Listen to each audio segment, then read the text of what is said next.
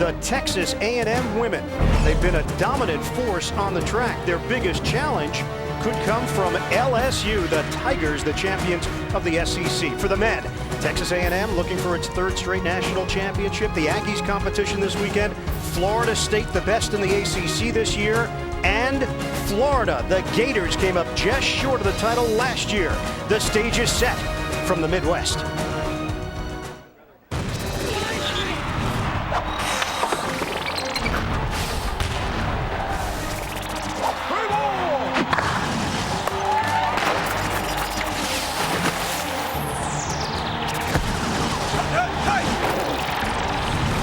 The CBS Sports Network welcomes you to the NCAA Championships presented by Buick.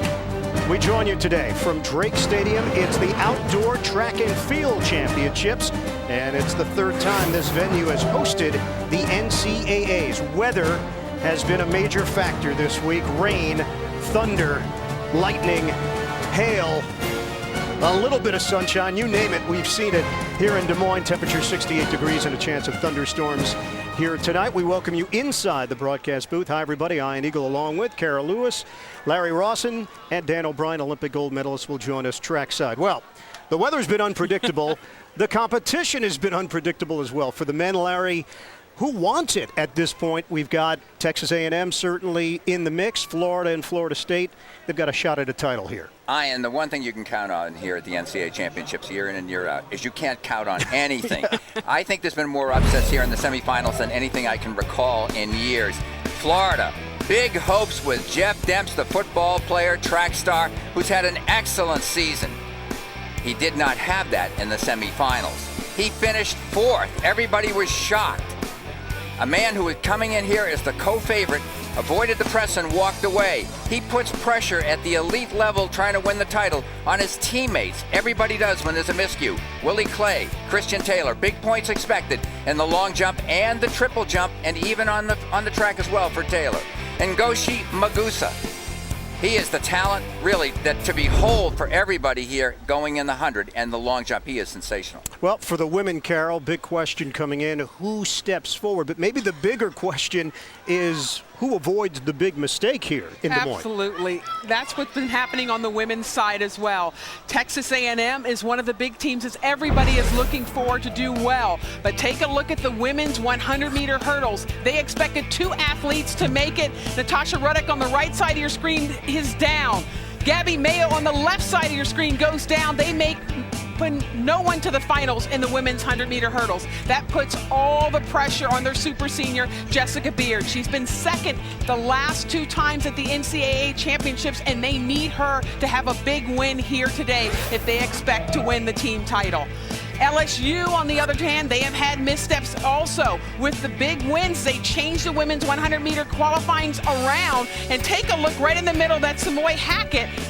They expected her to make it onto the final. You see the cone on the right side. She believes that's the finish line, and she does not make it. And to add insult to injury, LSU women are not in the women's 4x4 100-meter final. So mistakes for LSU as well. These are the only opportunities that LSU has to score in this competition. They've got to do well if they expect to take the title. Well, we mentioned the unpredictable nature of the weather this week in Des Moines. It has reared its ugly head again. There is a lightning warning now in the area. They are going to clear the track. The forecast calling for thunderstorms.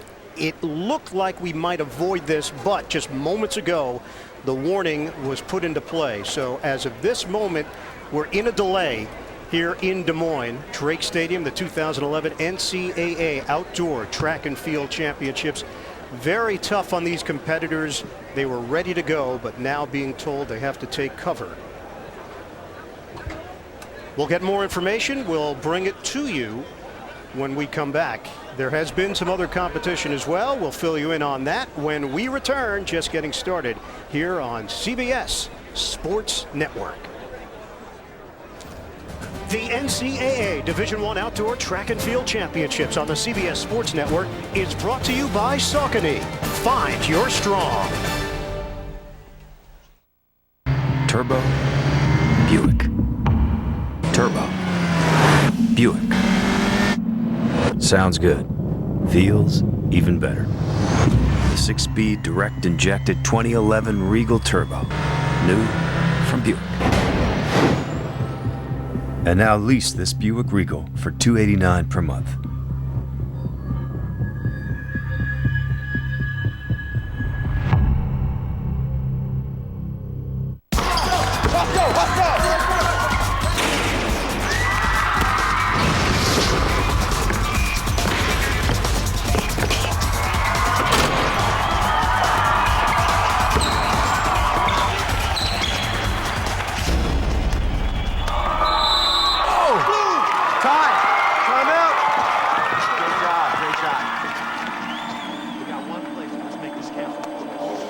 I touched it.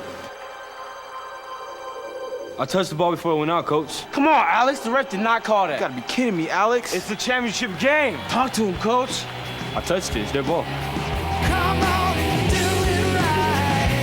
Don't foul them when they inbound. Team on 3. 1, 2, 3. Let's go on, Alex. Sorry, Coach. Alex. Good call. Sportsmanship. Pass it on. Brett. I touched the man. Can't keep my composure. Oh, it pulls me close to you. Suppose I've got a feeling. Imagine me spinning with you. Suppose. Sports Authority has unbeatable value on everything for Dad. Sports Authority, all things sporting good. Show Dad even more love with a $10 cash card for spending $50 or more.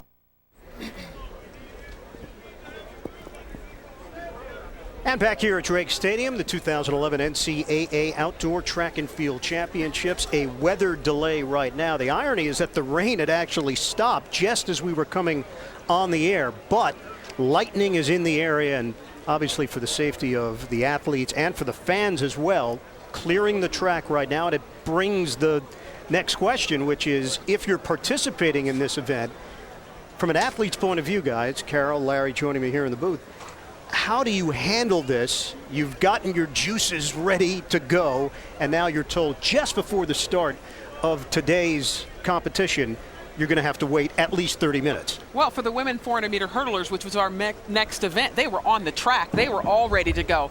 The good news is they've given a 30-minute delay, so that means that you can put something on and say, okay, I've got 30 minutes. But the question becomes whether or not you go back, do you warm down? Do you stay warmed up? Do you do some drills or what? And that's the most difficult thing is. But for the 400-meter hurdlers, it is nice because you are hurdling over hurdles and you're on the wet track. It can be a little bit dangerous, but at this point, you go back to your coach and you try to figure out what to do, how to stay calm, because, again, the women were practically in the blocks when they called the weather delay. You know, a couple of things here. If you're 400-meter hurdlers, which were the first two events we were due to have here, what you're going to have is a warm-up period, usually that goes more than a half an hour. You're not running the whole time. You're stretching.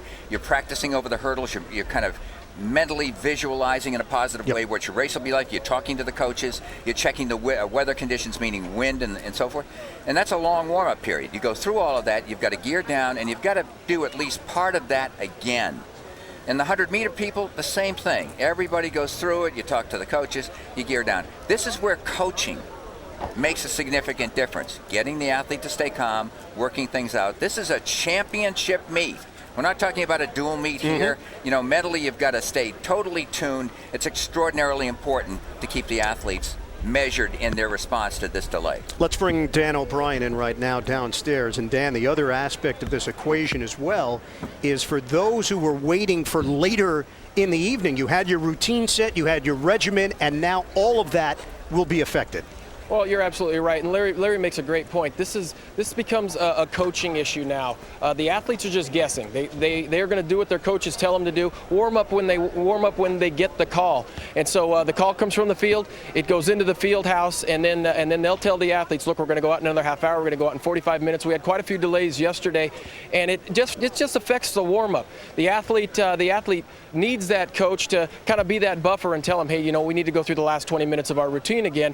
It seems seems to be, it seems to be raining lightly down here. I didn't see the lightning, but obviously somebody did. These delays are upsetting as an athlete, but they can be very frustrating as a coach. Dan, let me ask you, in your experience with a two-day competitor that you were in the decathlon, not just an individual one, did you run into any delays yourself? And how did you handle the downtime if you did? And how long did it take you to gear up for that specific next event? Well, actually, a delay like this delay happened to me in Sacramento when I was trying to break the world record, actually, in 1995. I was on world record pace. We had rain delays. They didn't let me jump any higher in the pole vault than about my second bar. We delayed the javelin, and then the 1500 we didn't run till midnight. So it made a big difference. I didn't break the world record at that particular meet, but as an athlete, as a decathlete, you're kind of happy to put your legs up for an hour or two. But these athletes have been chomping at the bit all weekend long, and this delay is just another one to just stop them. Somebody like Tiana or anybody else in this race from getting their national title. Along those lines, you've been a coach, and in conditions like this, how would you handle it?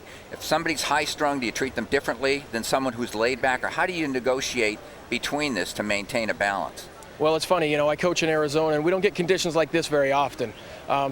But our athletes, are pretty mellow. I think you're at this level, you can expect some roadblocks from time to time. It's athletes who handle these situations the best that are going to come out the champions. And when you go to Eugene, Oregon for the U.S. Championships and the Olympic trials, you can expect delays like this occasionally. And here in Drake as well, you can expect them. So it's the athletes who deal with this pressure that are the ones that are going to come out on top. And remember, this is on the heels of a delay from last night. So it's not as if this just came out of left field. Already the athletes had been affected the second day of competition to the point where they had to push some of the events to earlier today. The weather did hold up earlier this morning, but just as we were about to get things started at 6:30 local time, the lightning strike hit.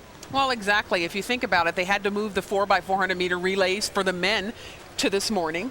That meant that perhaps someone who is running a 400 meter race today or a 400 meter hurdle race is running two races in one day. For them, perhaps they're breathing a little sigh of relief. They're getting a longer time to rest in between that qualifying round and this final race here. But again, the whole unknown is, how do I warm up? And for some of the younger athletes who might have been the ones that made the big upsets, that's going to change things, because those younger athletes may not be able to handle this type of pressure, this type of unknown, whereas some of the older athletes, some of the seniors, and some of them have been there before, they will know how to go back and perhaps do an abbreviated warm-up and be able to get back on their game a lot quicker than some of the youngers. 2 points, Carol, that you're making. The 10,000 meters was due to be the last contested event last night. There are several people who are going to double back, and they had the 10,000 today. You don't get a day's break. Now you have the 5,000. Sometimes that factors into team titles among the better teams if they had hoped to score some points.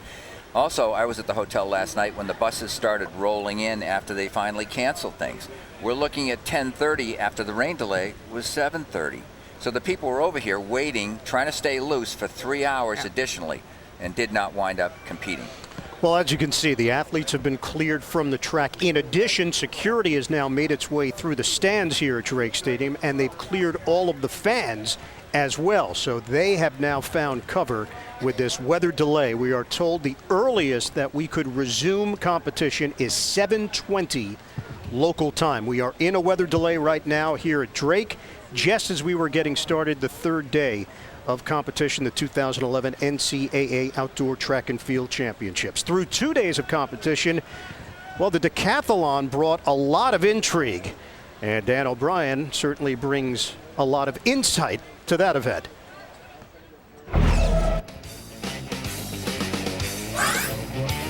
Conditions in Des Moines, Iowa for the start of the decathlon were hot and steamy.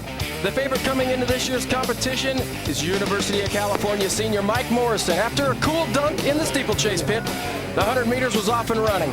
All the athletes enjoyed the fast track here at Drake University, recording personal best or close to personal best, including Morrison with a run of 10:66, just 1/100th of a second off his lifetime best.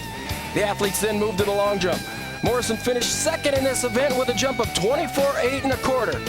With 2 events down, he's in second place behind Miller Moss of Clemson. But no decathlon is without its rough spots, and Morrison was about to hit his own. He only managed 42.8 in the shot put, and he continued his slide on farther down in the high jump, only managing 6 feet 1.5 inches, 6 inches less than his personal best. But while Morrison was sliding, superstar Curtis Beach from Duke University, as well as the leader, Miller Moss, saw the opening.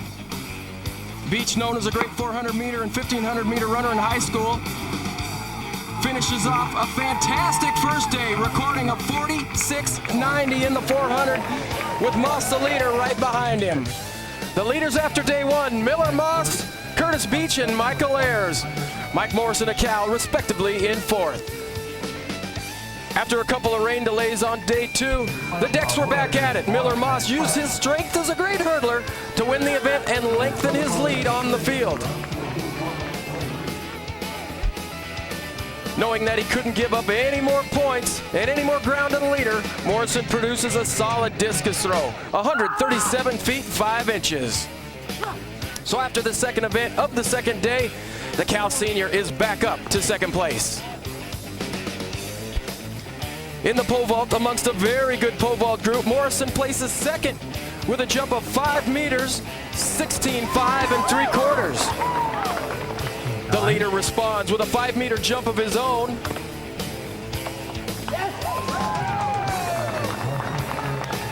And Curtis Beach, the freshman, used 2 personal bests to stay within striking distance.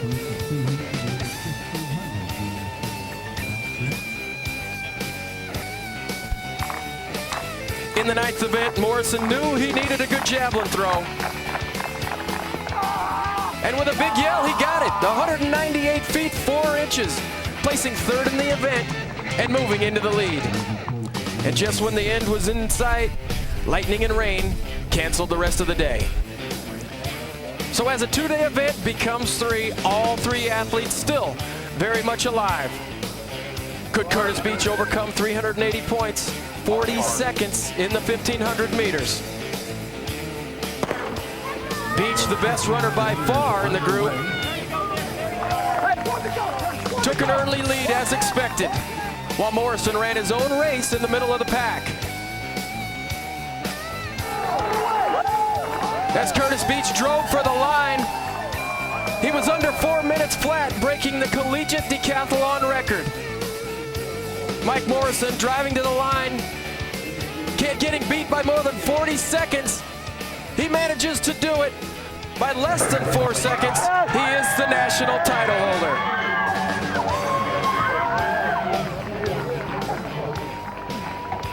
I'm just really happy. I mean, of course, this whole time I've been in college, all I was thinking about was first place, first place, first place. But that just stressed me out, and I wouldn't even get like top 10 or anything. And now I just concentrate on doing the best I could with what I had and seeing what happened. A dream, 5 years in the making. All the work, all the sacrifice. Come in here with such a deep feel. I mean, these guys, it's an honor to be competing with these guys, and then come out on top. It's truly unbelievable. Michael Morrison, national champ, breaking Chris Huffin's school record. Curtis Beach over 8,000 points, and Miller Moss of Clemson third. So it's Morrison of Cal winning the national championship. Dan joins us now downstairs. Obviously an event that's very close to your heart, Dan. Did this competition go the way that you thought it would before the outdoor championships began? You know, it did. Michael Morrison, I didn't know if he had the power to score 8,100 points. It's interesting, though. University of California, they don't enjoy the depth of, let's say, an Arizona State, a UCLA, or Arizona. But Ed Miller produces national champions about every 3 or 4 years. You know, he's had a national champion in the 90s, and then in 2000 with Bevan Hart, and now again in 2011 with Michael Morrison. You know, Ed's doing something over there, and I thought Michael was the best. I thought Michael was the best decathlete coming in this week. But Curtis Beach surprised me. He had a poor performance at his conference meet, and he had a big personal best this last couple of days. Any other decathletes that caught your eye? Any young decathletes that we need to keep an eye on for the future? Well, this was a pretty deep field. Miller Moss, you look at him and you see him over there with Clemson. This is a guy that just has been producing marks, but I thought he was a foreign kid until somebody told me today that the kid's from Louisiana. He's almost an 8,000 point guy. We'll see him again at the U.S. Championship. So there is a lot of young talent. There were 11 guys within 300 points in the 9th event. All right, so a good sign for the future of the decathlon. Dan, we'll be checking back with you momentarily, and we'll come back with an update. The weather delay continues here at the 2011 NCAA Outdoor Track and Field Championships. We're coming back to Drake in a moment. Trouble, trouble, trouble, trouble, trouble. Trouble been dog in my soul since the day I was born. Worry, oh, worry, worry, worry, worry. When it comes to things you care about, leave nothing to chance. Travelers, take the scary out of life. What is strong? Is it muscle? Or something more? Or something more? Is it your best time? Or your worst day? Maybe strong is just what you have left when you've used up all your weak.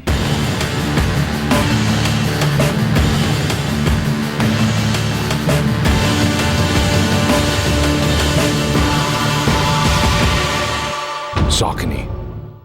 Could switching to Geico really save you 15% or more on car insurance? What, do you live under a rock?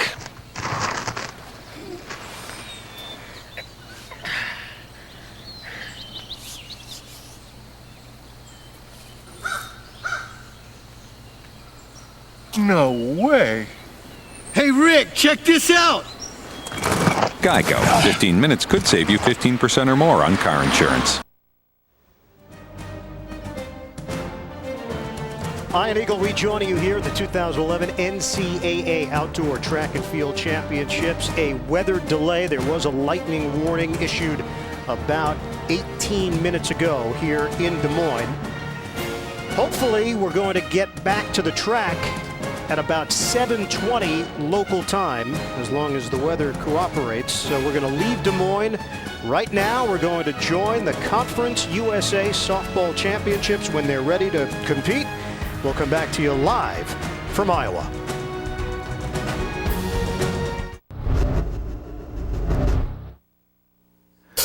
The Tulsa Golden Hurricane tied for the regular season Conference USA softball crown. Here at ECU, the Golden Hurricane ready to take on the defending Conference USA tournament champs, the Pirates and Hurricane. Next.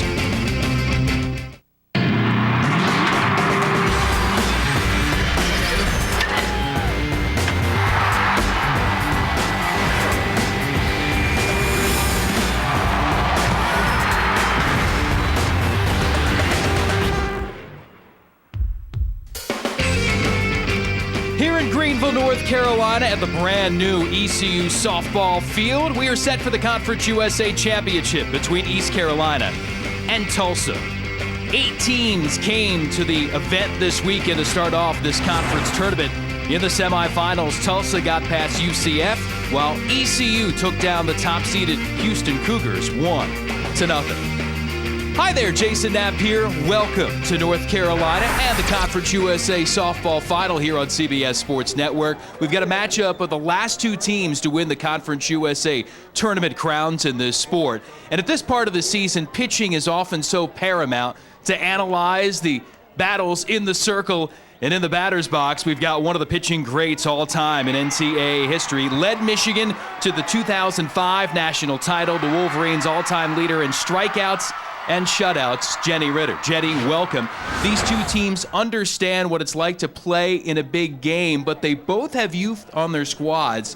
What's that feeling like in a one-and-done situation? Well, I think tournament play is very exciting in that sense. You're always fighting to play another game. These freshmen don't necessarily understand that. They're just playing to have fun. The pressure might not necessarily be on them. So tournament play is, to me, the most exciting thing, to be able to come back and jump into post-play fight for another day. Yeah, Tulsa is certainly an exciting team to watch. The Golden Hurricane leading Conference USA in hitting again, and these two a big reason why. Definitely a good 1-2 punch in Everett and Cobb. Today they need to fight. They need to find a way to get on base and hope the rest of their lineup helps to continue them through and score some runs. Well, top hitting team in Conference USA will see the top pitcher in the conference, top pitcher for the third year in a row in Tony Paisley. And Tony Paisley is absolutely an elite pitcher, throws hard, mentally tough, exactly what you want for Eastern Carolina, especially with a young team. She needs to lead the team. Have a good day today. Had a career-high 16 strikeouts and a win against Tulsa earlier this year. Golden Hurricane won the conference crown in 2009. ECU last year. One of them will win it again today. To lift the trophy and call yourself champion is the dream of every college student athlete. And Georgia Southern has won the national championship. Don't miss any of the action at NCAA.com. Yes! Your home for all 88 NCAA championships, including over 300 live webcasts, highlights, scores, stats, and more. Gustafson wins the game and the national championship. NCAA.com, where champions live. Where can you find Division II's best teams? He is the NCAA Division II national champ. On the court, on the field, in the pool, in the classroom, and in the community. There are thousands of reasons why thousands of student athletes choose Division II. Watch them play all season long, only on CBS Sports Network. CBS College Sports Network is now CBS Sports Network.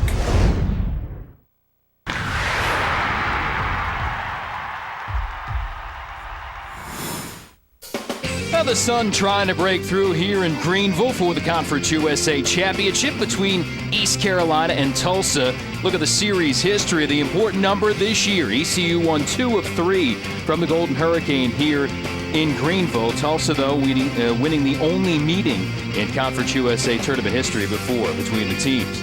Now look at the batting order for ECU. 10 freshmen overall on the Pirates roster, and 5 of them will headline the top of the batting order for the Pirates.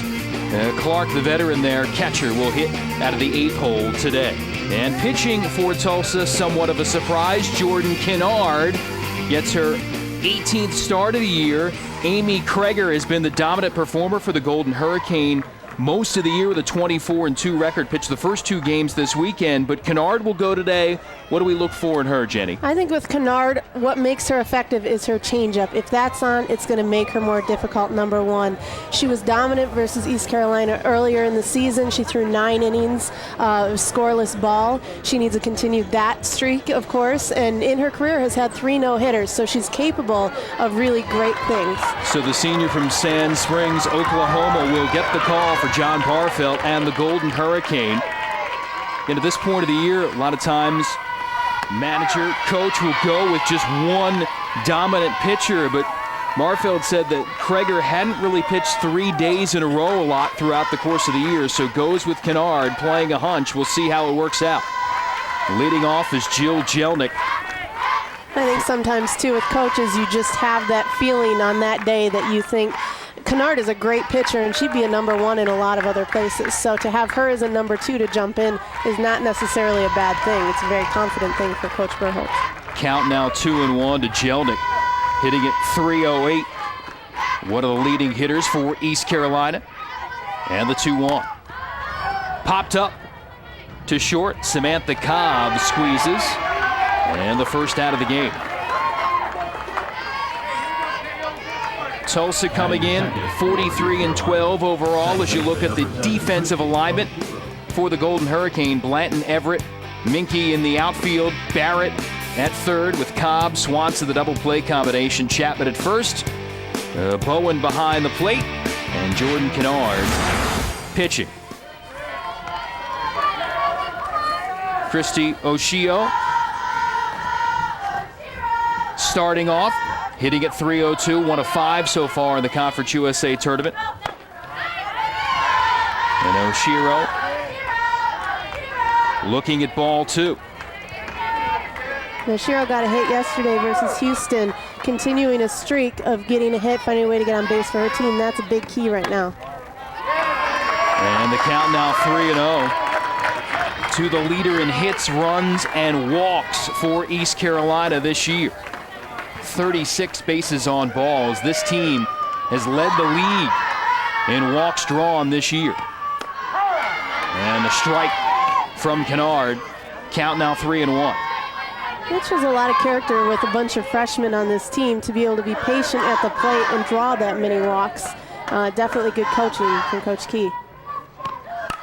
And this one laced in the left center field. So Oshiro is aboard with a 1-out single. It's a great at bat from Oshiro. Gets ahead in the count, 3-0, and then waits for a pitch that she knows Kennard has to bring in. Solid hit. Her 53rd hit in game 58 of the season for the freshman from Miliani, Hawaii. And this ECU program has been littered with Hawaiian stars in recent years, 4 of them on the squad this year. And you look at the 3-hole hitter, Alex Fieldhouse, who delivered the only run of the game for ECU in its semifinal win over Houston yesterday. A solo shot off the batter's eye in dead center field above the 220 sign to lead off the second inning. 3rd homer of the year for Fieldhouse, freshman out of Garden Grove, California.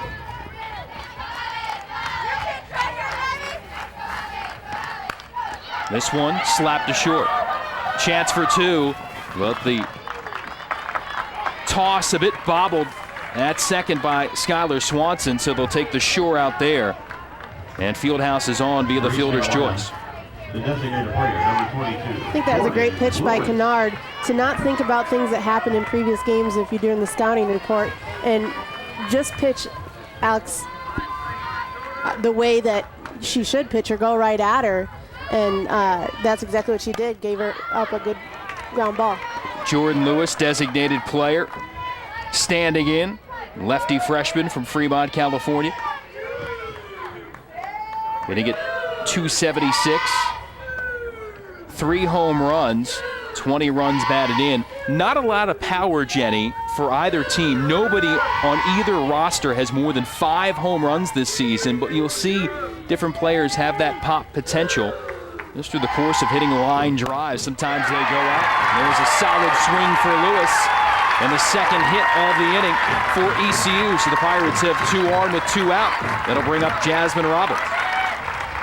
A great showing by these first 5 freshmen. We talked about that a little bit, having 5 freshmen start and not necessarily feeling the pressure as a freshman. And I think that's what you're seeing here. Just a great solid hit. Kennard threw that a little up in the zone, but it was still a solid hit. Good swing all the way through the ball. Tracy Key talking about this freshman contingent, saying a lot of times they don't know any better, and a growing process for ECU throughout the year. As you look at Robbins from Indian Trail, North Carolina, part of the Conference USA all-freshman team. ECU replacing just about everybody besides pitcher and catcher from last year's title team that swept both the regular season crown and the conference tournament title. And there is Tracy Key, 25th year at her alma mater overall, 4 as a player, 6 as an assistant coach, and you see what she's done in her 15 years at the helm of the program. 1-1 from Kennard, ripped to left. They'll hold Fieldhouse at third, so the bases loaded with 2 out. Once again, East Carolina just sticking with their game plan, being aggressive, finding a way to make contact, not necessarily hitting home runs, which isn't always what's needed, just hitting good, solid line drives. And this is just, once again, a ball that Kennard kind of hung a little bit over the plate. She needs to get that out a little bit more, issue a ground ball instead of a good, solid line drive. So 3 hits, 3 singles so far in the inning, and Kennard will now face Priscilla Velasquez. Junior from La Quinta, California, has driven in 3 so far in the first 2 games of this Conference USA tournament. And the chance to deliver some early damage for the Pirates here. Holds off on that pitch, and it misses the zone. 2-0 the count. Mentioned Tulsa, the top hitting team in the conference. ECU not too far behind. ECU is a team that is capable of really beating anybody, and maybe didn't have the best showing in their regular season, finishing in 5th, but are coming back here strong. I think definitely playing like they deserve to win and that they can win. Kennard missing the zone again. It's 3-0 and no room to put Velasquez. Earlier this year, Tracy Key and the Pirates got 23 walks against this Tulsa team in a 3-game series, and the bases loaded free pass delivers the first run of the game. I think Coach Barfelt, when you're looking at your team, you expect them to come out a little bit stronger, a little bit cleaner on defense, a little bit tougher in the pitcher's mound. Here he's out talking with Kennard here, trying to calm her down, get her situated back in her head and get back into the game. She is a good pitcher. She's done well against this ECU team. She just kind of needs to find her mojo and get back into it. Conference USA Coach of the Year this year, talking with Kennard. What do these conversations usually entail? Well, there's 2 ways they can go, and I think you read your players and you know what they need. I think in this situation, part of it's just to kind of break down the momentum that ECU has right now. But part of it is to kind of let Kennard recollect her thoughts, get back into it, and come back. And a lot of times you'll see conferences like this, and pitchers will actually come out and strike the next person out or find a way to get an out. And I think that's what Coach Barfelt needs right now.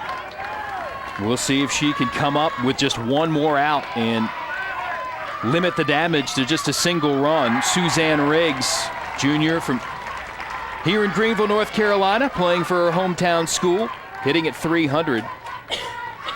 4 home runs, 35 runs batted in. Was in the 3-hole recently, but dropped down to 7 today. Tracy Key mixing it up a little bit. And going with the freshman up top, kind of the hot hitters at this point. Now Riggs, even though lower in the batting order, with a chance to deliver here a big blow in the first inning. 2 straight balls again from Kennard. This one roped down the line, but jerked foul. And I think this is what, for ECU, what's so great about their team is that they were capable of getting runners on base at start. Now you see Kennard's kind of demeanor not as strong as she probably could have been if she had a more solid first inning. Riggs, second team All-Conference USA performer this year, and really fully healthy for the first time since her freshman year out of Conley High School right here in Greenville. 2-1. Down the line to third, and easy play there for Jill Barrett, able to step on the bag, and the side is retired.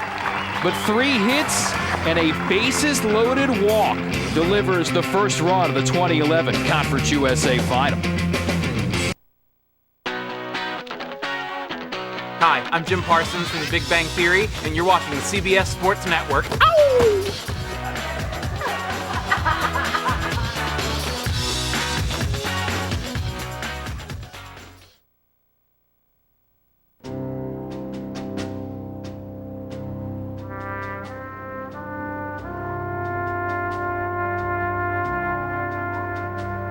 From Iraq and Afghanistan,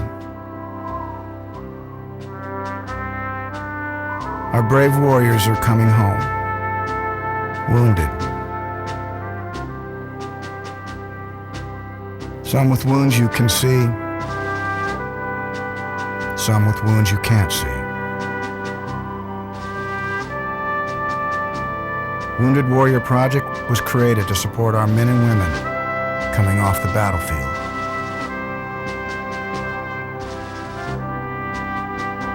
Please help carry these warriors the rest of the way home. Get involved at woundedwarriorproject.org.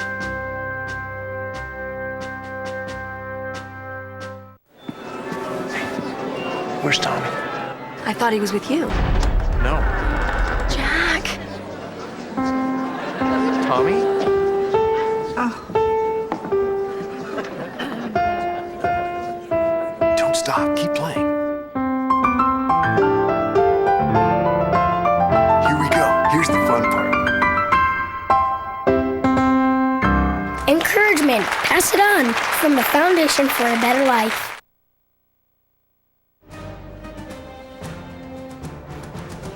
We're here in Des Moines, Iowa for the NCAA Outdoor Track and Field Championships. Right now, we are being delayed by rain. Once they've determined that it's safe to resume, we'll pick up our coverage right here on the CBS Sports Network. Great crowd here in Greenville, North Carolina, enjoying the Conference USA Tournament final between the host ECU Pirates and the Tulsa Golden Hurricane. And Tulsa's head coach John Barfeld joining us. Coach, talk a little bit about Jordan so far in the circle, and what did you chat about to calm her down a little bit there in the first inning? I thought she got a little tentative. They got a couple of balls placed right and got a couple of hits off her, and then I thought she started aiming the ball a little bit. So when she walked that hitter on 4 pitches, I said, I thought you lost a little aggressiveness on that, and just go out there and trust your stuff and go get this next hitter out. Right. Coach, defensively, what adjustments do you need to make on Tony Paisley to try to get a couple more hits? Yeah, I never get too uptight the first time through the order. I feel like your hitters always need to see a pitcher. Obviously, you'd love to come out here and, have great swings on her the first time, but that's what good pitchers do to you. And so, as we'll see, we want to have a plan. We want to hit a certain side of the plate, not try to hit both sides of the plate, and just hope that, we get the pitch that we're looking for. John, thanks for the time. No problem. The leader of Tulsa trying to get the Golden Hurricane back to the NCAA tournament for the 4th time in 6 years.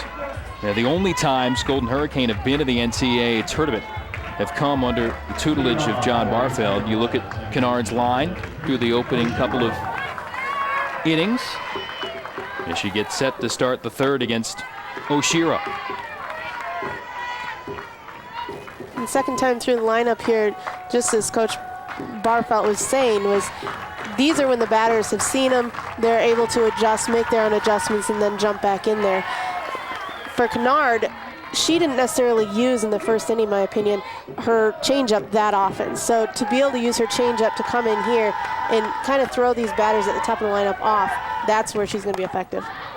So when you're in the circle, how much do you come back and adjust that second time around? When does the cat and mouse game truly begin? To me it was if you get through the first part of the lineup and you get a lot of strikeouts or they're not hitting you very hard, you don't necessarily adjust until you see them getting on the ball a little bit more, and then you learn to adjust. So you don't always assume they do adjust, because some teams don't. 2-1 to Oshiro, popped up. Cobb at short, doesn't have to move much to make that play. And a 1 down here in the top of the 3rd. And Kennard once again hitting her spots a little bit better than in the first inning, and that's been very, very helpful for the defense, finding a way to get these batters to swing. That's something she wants them to swing at. Here's Fieldhouse. Now for the 2nd straight day, she scored for ECU. Home run yesterday, only run of the game, and after getting on via that fielder's choice, was forced in with the walk from Velasquez to put the Pirates on the board. And Fieldhouse yesterday said she was just looking to get a contact. She saw the pitch where she wanted it to be and took a hack. It wasn't necessarily that she was swinging for the fences or doing anything. She just was trying to make contact on the pitch that she saw that was the one she wanted to hit. And now Kennard, 3 straight balls here to begin this at-bat to Fieldhouse, who has turned it around here in the tournament. The Conference USA was hitting .300 on March 6th, but dropped to .216 at the start of this week, and now 3 of 7 at the plate with a walk so far in the CUSA postseason, and is aboard here with 1 out. Designated player. That'll bring up cleanup hitter, designated player Jordan Lewis.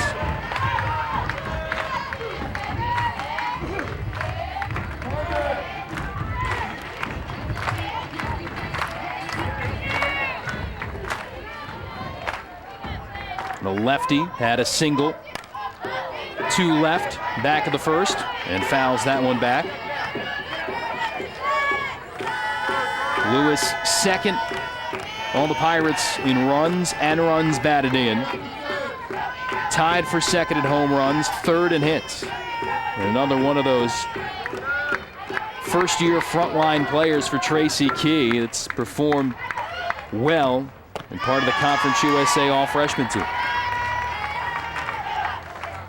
The scary part for schools around the conference for years to come, both of these teams, the cores of the squads are freshmen and sophomores. Right, and you talk about how dangerous they are this year, how good they can be this year. Think about when they're seasoned and have experience and are comfortable in the situation that they're at, how much better they're going to be and how much they're going to improve just in 4 years. I think you're going to see both these teams doing pretty well in the future. Talked about the 10 freshmen for East Carolina. There's 11 freshmen and sophomores for Tulsa. This one driven towards center field, and Everett there on the warning track, able to make the play. Lewis gave it a ride, but it's a loud, long out number 2. Pitch just got a little up. Lewis did a good job hitting it. Not enough power. Everett did a good job finding the fence, coming forward, getting the ball out. Easy play there. So with Fieldhouse on first, 2 down. Jasmine Robbins ready to stand in. Kennard missing outside, ball 1. And Jasmine Robbins was one of those hitters throughout the regular season conference that had really kind of led her team offensively, and now coming into postseason play needs to continue that. They hit .333 in conference. And after you go through, do you remember you're back in your freshman season, seeing your teammates kind of adjust to getting used to the college game once you get into conference play for the first time? Exactly. I mean, there is an adjustment, and everything's new. And once again, there's positive by not knowing any better, which is kind of where ECU is right now. And then there's a negative too, not feeling seasoned, not feeling experienced. That when the situation gets full of pressure and can make you tense, you don't necessarily know how to react to that. If you're seasoned, you can be calm and understand kind of the pressure that's going to come with it. Know what to expect. Well, the second walk of the inning given up by Kennard. And the third walk she's allowed. We talked to John Barfeld and asked him how much of a leash you're going to give your senior here. And he said he wasn't sure, just try to feel it. Right now, we'll see how long he leaves Kennard in.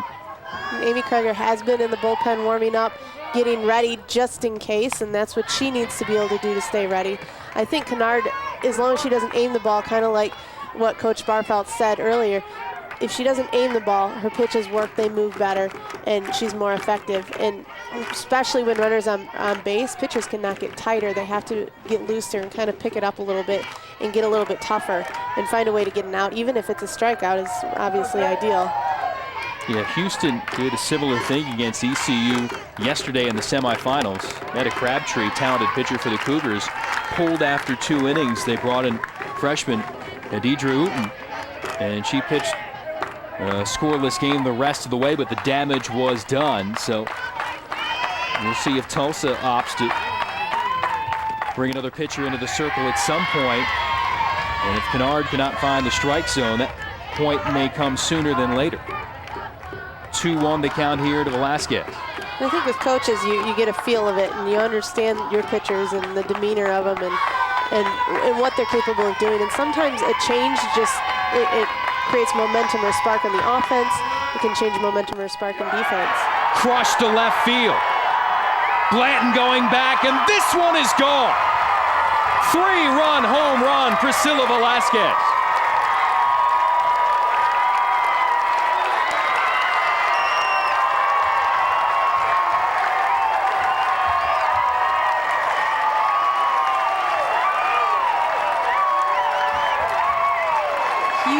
huge hit for Velasquez. Runners on base, getting her team ahead. Now when we talk about the situation, is too much damage done, or are we going to change something? Take a look at this hit. Ball got high in the zone. Velasquez really just saw it and reached for it. It wasn't necessarily a great pitch to hit out, but with her power, absolutely beautiful hit, definitely out. That looked like a experienced home run swing, but it is the first home run for Velasquez here in 2011, and it comes at a monster moment here in the Conference USA Final. You never want home runs to be the deciding factor. You want to find a way to string hits together, but shoot, when they come, it's definitely, meaningful, and Velasquez will remember that. It's a good thing to do to get into that postseason. Again, this is not a powerhouse home run hitting team for ECU.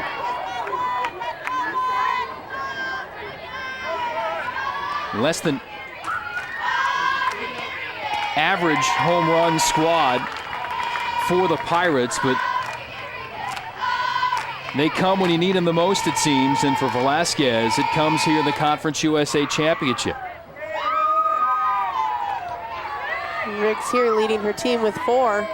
Definitely has home run power. I mean, a lot of them have home run power, just don't necessarily make the contact that gets over the plate, or excuse me, over the fence.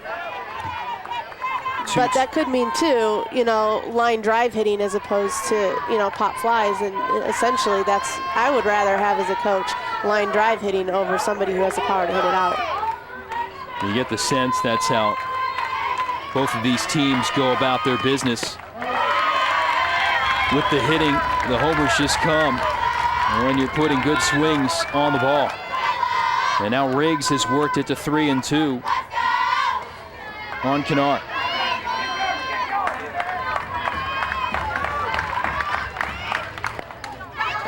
This one towards short, and that'll be an infield hit. Riggs kind of knuckled it there deep in the hole, and Cobb really had no play. So Cobb was playing pretty far back, knowing that Riggs is capable of hitting the ball hard. She's a very solid hitter. This one just kind of a funky off the bat, didn't get hit as hard, got past Barrett at third base, just out of her reach. It's kind of a beautifully placed ball, enough for Riggs to beat it out. Riggs able to get down the line and get on her 49th hit of the year, second on the Pirates in that category. And Kai Clark will be up for the second time in as many innings, popped out to start off last frame. Good off-speed pitch there from Kennard. I think what was great about that, the Riggs hit that was just hit, was that it was a hit after a home run. And a lot of times home runs can kill your momentum, even though you're scoring runs. It kind of kills your momentum, and that she got a hit there continues that momentum forward for the rest of her offense. Yeah, certainly you're upset by a home run, but sometimes did it not matter as opposed to having that inning that would just kind of drag on and on and on? Yeah, I mean, definitely you never want to give up a home run, but a lot of times it happens and you move on and you just adjust. Well, Kennard tried to settle back down, see if she can get out of this inning. 2 balls, 2 strikes, 2 outs. And Clark down on strikes, but the damage is done. Couple of walks always seem to haunt pitchers in big games, and they do here. Velasquez following up with a no doubt about it 3-run homer, and ECU up 4.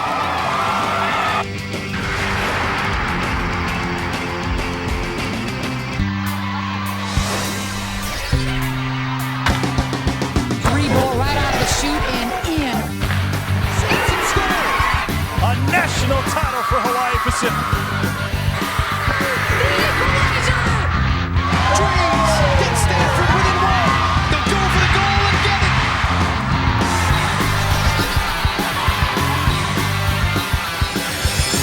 Same game, different attitude. Women's sports. A lot of happy faces in the stands here at East Carolina, especially with the Pirates on top 4-0 here in the Conference USA final against Tulsa. ECU's head coach Tracy Key with his coach.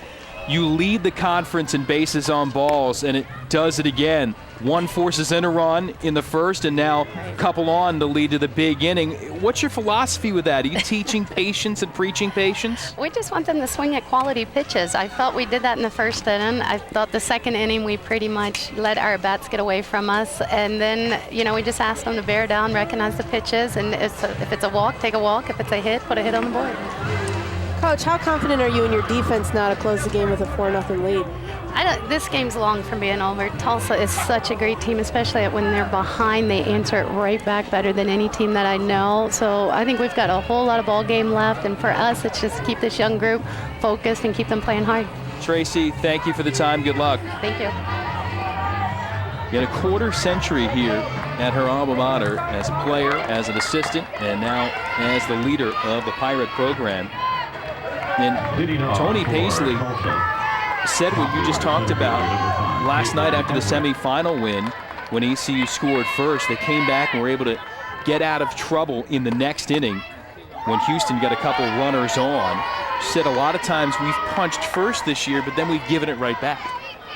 Right, and I think on defense, and I think it starts at the pitcher. You set the tone on the mound, but on defense, you can tend to get a little comfortable. You have a lead, you play a little more loose, and you give up hits essentially like that. And Caitlin Everett, good sign for Tulsa, leading off with a base hit. When you have a 0-0 ball game, a lot of times you'll tend to play cleaner because you know you have to be perfect. When you have a lead, you get a little bit of lax.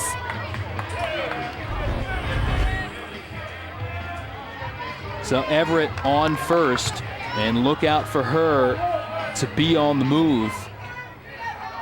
School record in steals this year, 32 bags taken. Not going there. On the first pitch, a ball to Jill Barrett.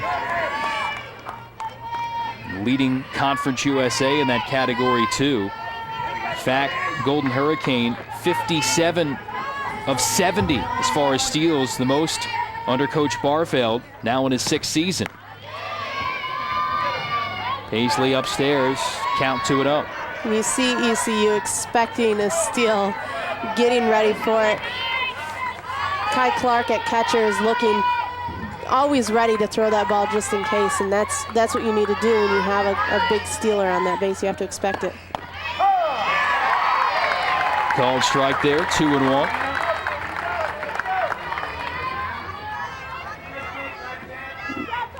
Paisley hitting that outside corner on the first two, then bringing it right in.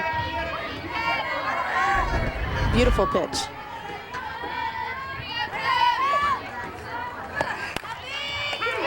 Towards the circle. An easy play for Paisley to first, but essentially it's like a sacrifice hit for Barrett as Everett advances to second. Absolutely, Barrett did her job. All she needed to do is find a way to advance Everett to second base. Obviously, the goal is to get the lead, but let's start with 1 run, find a way to get 1 run across and work it. So nothing hurt here. So Everett standing on second, and Samantha Cobb in the box, hit by a pitch in her first plate appearance. One of the top 5 hitters as far as average in Conference USA, lofting one to right, got under it a little bit. Jelnick able to make the play. Everett tags up and advances to third. As much as Cobb doesn't really enjoy that being her hit, a sacrifice fly that hits to the opposite side of the field allowed Everett to transfer to third. And now you have a runner on third base in scoring position. And Coach Barfeld knows that to score runs off Paisley and ECU is going to be difficult. So push one across any way you can, get the ball rolling, and then create a rally from there. Yeah, we'll try to chip away and see if they can get one here. Middlebrooks looking at strike 1. I think this is where you start to see Paisley make a few adjustments, not necessarily getting the strikeouts this inning. Now she's making adjustments, throwing that off speed in there a little bit more to make her more effective. Missing outside. Tracy Key talking about for her trying to work that off-speed pitch last couple of weeks to make it a kill shot. I love it when you call a changeup a kill shot, but changeups to me are so effective if they're good. If they're not, they can cause all kinds of damage. And I think to make Paisley stronger, that's exactly where their focus should have been. Find a way to put something else in her repertoire that's really going to be as effective as her corner placement. And especially for a pitcher that pitches so often, you have to refine things. You went through that in your career when you'd see teams multiple times. Absolutely, you have to make sure that you look different every time you see them. And beautiful pitch right there. Well, Paisley looking different enough here. Tulsa leaves 1-all. And through 3, ECU up 4-0. Tony Paisley, strikeout number 5 of the game.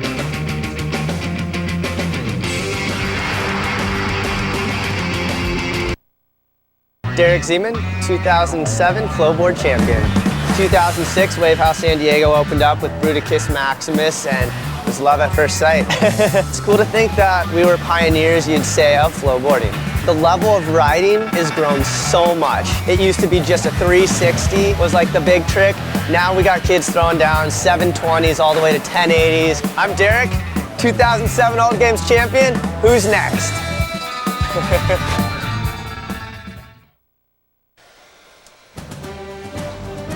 Welcome back to the CBS Sports Network and the 2011 NCAA Outdoor Track and Field Championships from Des Moines, Iowa. Ian Eagle, Carol Lewis, Larry Rawson, Dan O'Brien, and the rest of our CBS Sports crew. Weather delay. Just a little less than an hour ago, there was lightning reported in the area, so they pulled the athletes off the track at 6:37 local time, just before the start of the women's 400-meter hurdles. In addition, they told the fans that they had to seek cover as well. Security came out and ushered the fans underneath the stands. Track wet. It has been wet the last couple of days here in Des Moines. The high-tech squeegees are out. And the weather forecast still calling for cloudy skies, and there is a threat of rain in the area. Obviously, the rain is one thing. The lightning is a completely different scenario, and that's why we had to stop here in Des Moines. It will be a total of 57 minutes officially on the delay. We are just minutes away from the start of the women's 400-meter hurdles. Right now, let's head downstairs, check in with Dan O'Brien, get a sense of what these athletes were doing during this stretch of time. Dan. You know, it's a little surprising. A lot of these athletes look very relaxed. They were taken just to this building behind me, this brick building behind me, which is a field house. They've got turf down. They high jumped yesterday there in the women's heptathlon. So here's a track surface. These athletes probably didn't even need to take their shoes off to just stay warm in there. But we got a confirmation. The official has just called 2 minutes to race time. And I think it should be a great race. The rain is a lot less than when we took our break, so I think this benefits the athletes for sure. Yeah, you're right, Dan. And look, the issue, we never actually saw the lightning here, but the report I heard was it was within a 10-mile radius. And now the rain has actually picked up. Here it comes again. They'll race in the rain. That's not the question. As long as the lightning stays away, this competition will resume. Well, this is a team competition, and the scoring breakdown for this event: 10 points awarded for a first place finish, 8 points for second. It continues from there. It's an 8-lane track. So barring a DQ, you make the finals, you score points for the team. And just like that, the rain has really picked up. The current standings for the women: Arizona leading the way, 20 points. Oklahoma and Texas just behind. Texas A&M and LSU, the two favorites for the women. And now it's time for the 400-meter hurdles.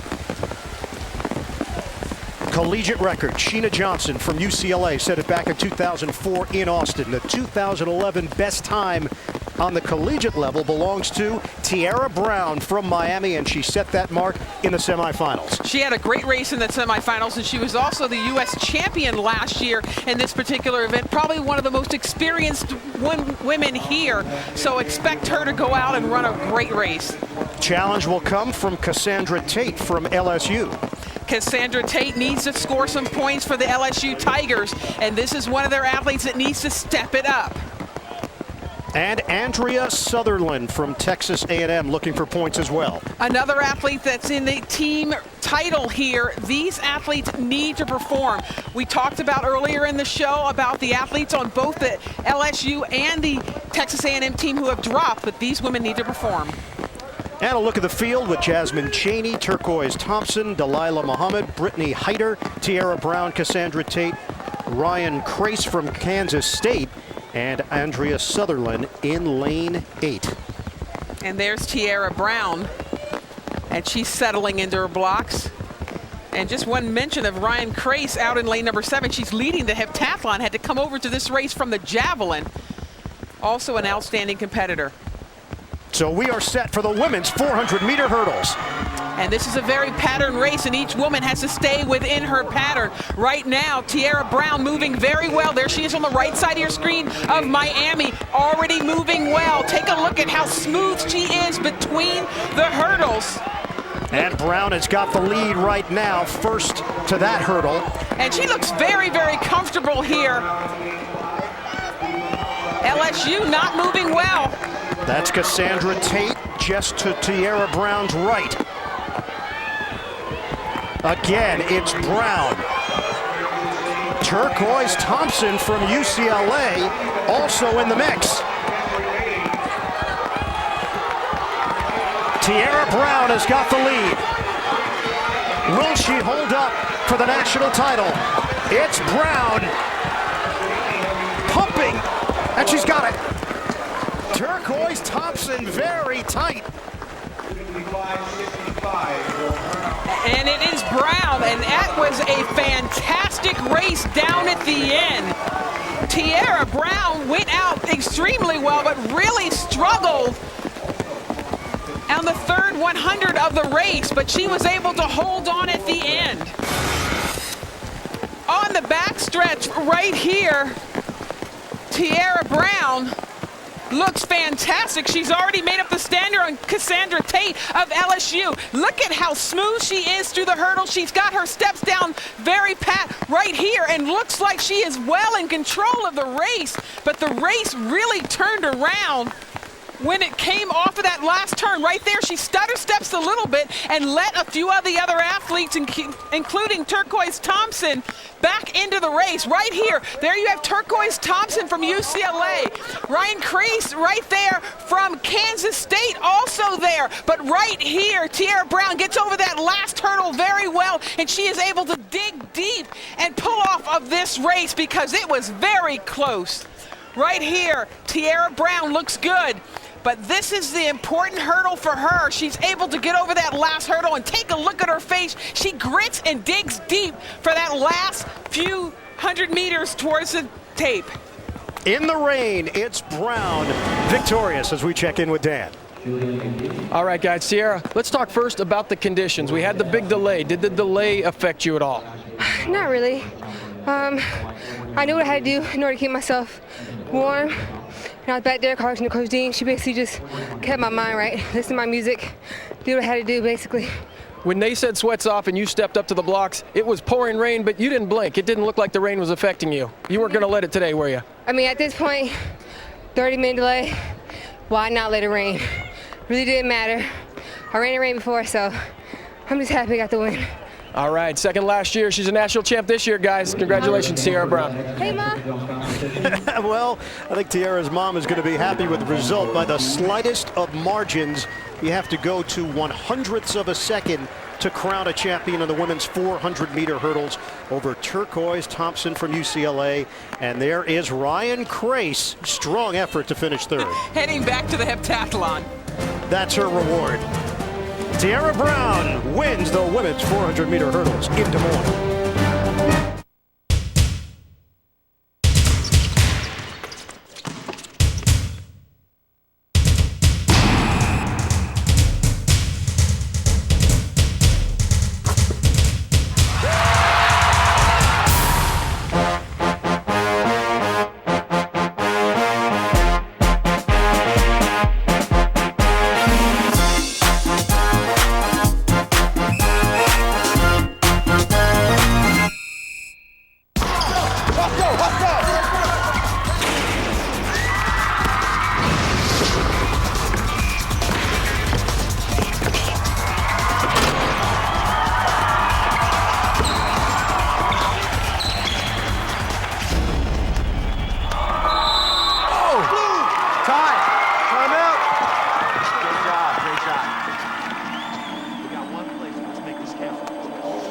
I touched it. I touched the ball before it went out, Coach. Come on, Alex. The ref did not call that. You gotta be kidding me, Alex. It's the championship game. Talk to him, Coach. I touched it. It's their ball. Don't foul them when they inbound. Team on 3. 1, 2, 3. Let's go on, Alex. Sorry, Coach. Alex. Good call. Sportsmanship. Pass it on. Brett. I touched the man. Can't keep my composure. Oh, it pulls me close to you. I suppose I've got a feeling. Imagine me spinning with you. Suppose. Sports Authority has unbeatable value on everything for Dad. Sports Authority, all things sporting good. Show Dad even more love with a $10 cash card for spending $50 or more.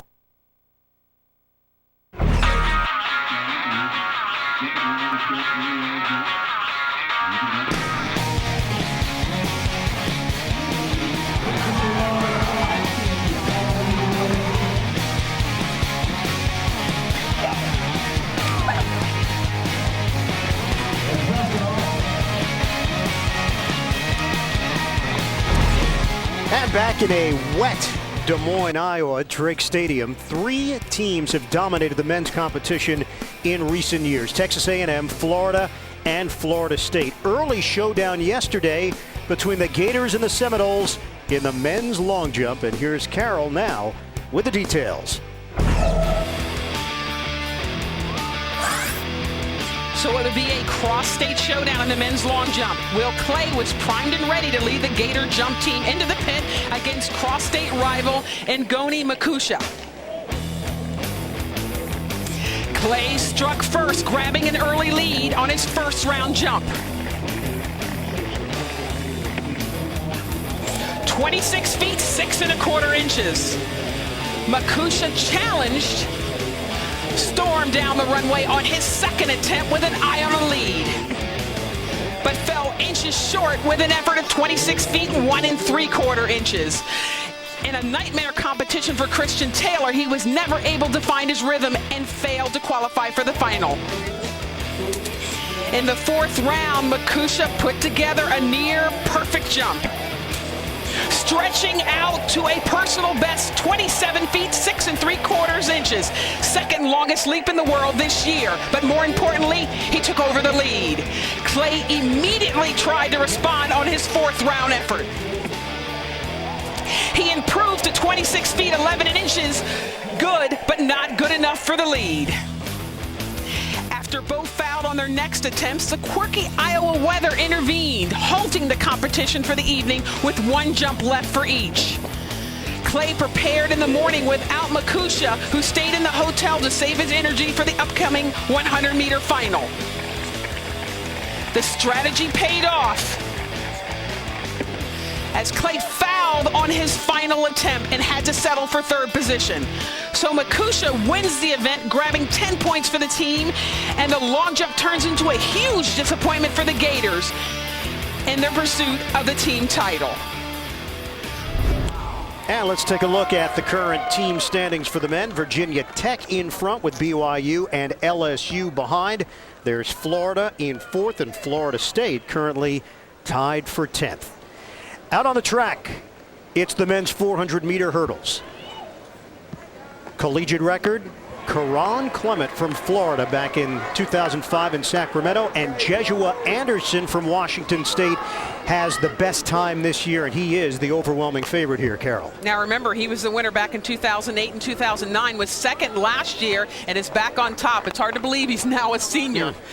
He lost to Johnny Dutch last year, or he would have been going for the four-peat for this national title in the men's 400 meters. Bryce Brown could provide a challenge working out of lane 7 from Texas Tech. Yes, with a best time this year, 49.04. He has a good position. He is outside of Jeshua Anderson, hoping that that will not throw him out of his pace. Look at the field. Cody Wise lead from Illinois, David Aristil from South Florida, Lee Moore, Ole Miss, Jamel Mason, Texas Tech in lane 4. There's Anderson in lane 5, Amici Morton out of the Pac-10, Stanford in lane 6. Brown from Texas Tech in lane 7, and Richard Lowe from Memphis, the Conference USA champion, in lane 8. Joshua Anderson went to Washington State as a football player, but he left in his junior year to concentrate on track and field, and it has really paid off for this young gentleman. He's going to have to keep his eyes on Amici Brown of Stanford on his outside also. Ran 49.18 in the semifinals. That was a second off his best pace of the year set back in May. Now that's interesting. Did they call them up? Because remember, in NCAA competition, one false start and you're out. And we have seen athletes do that. Perhaps they're having blocks slipping in the wet weather.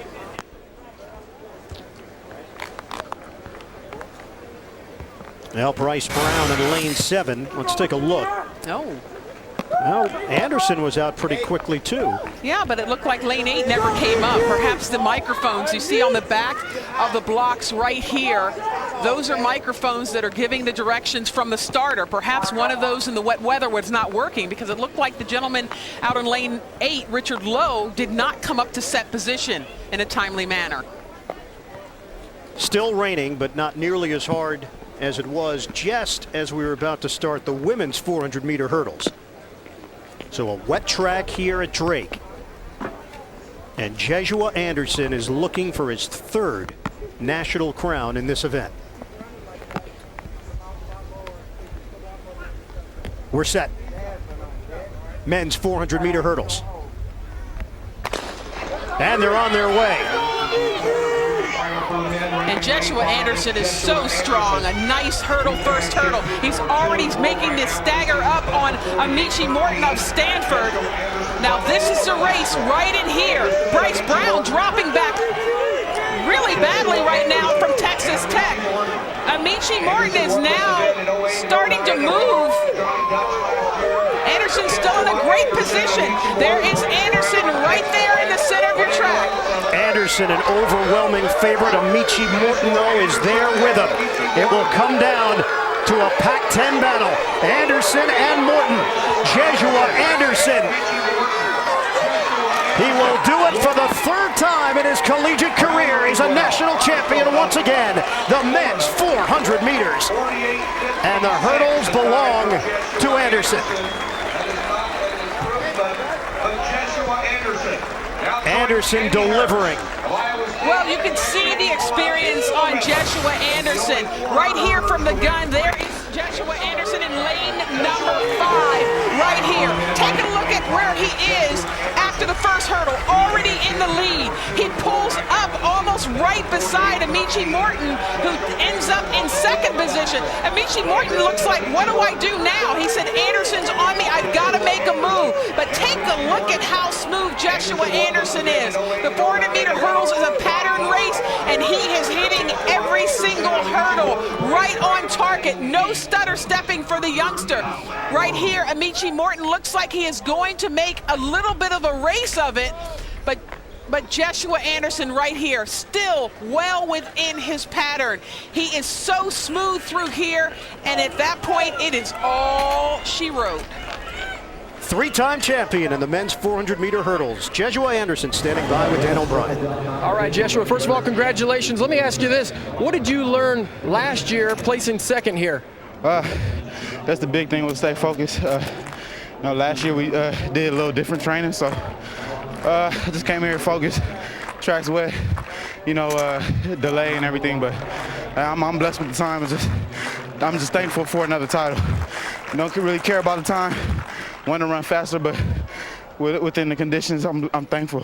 All right, that's 3 titles here out of the 4 years. Jeshua Anderson, nice job.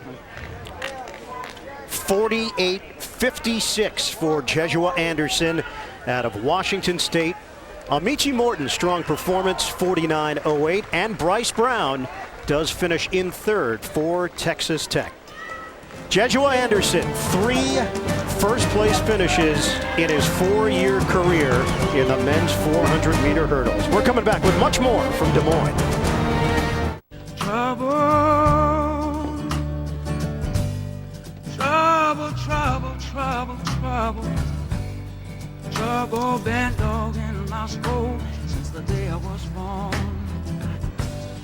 Worry, oh, worry. When it comes to things you care about, leave nothing to chance.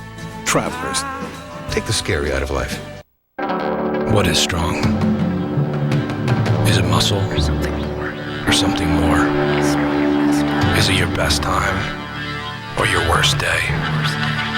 Maybe strong is just what you have left when you've used up all your weak.